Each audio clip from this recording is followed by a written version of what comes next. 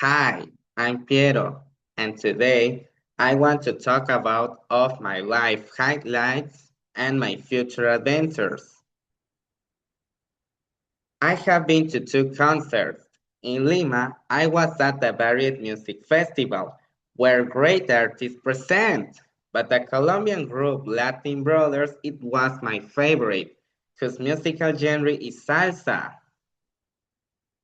And the second time, it was here in my city, Huacho, where one of my favorite artists from Panama presents.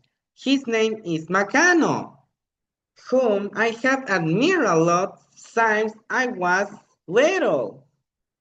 Meeting him and taking a photo with him, it was a dream come true.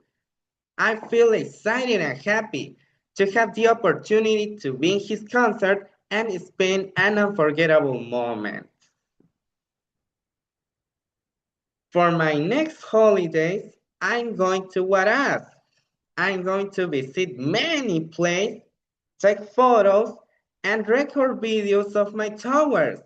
It's going to be an amazing trip.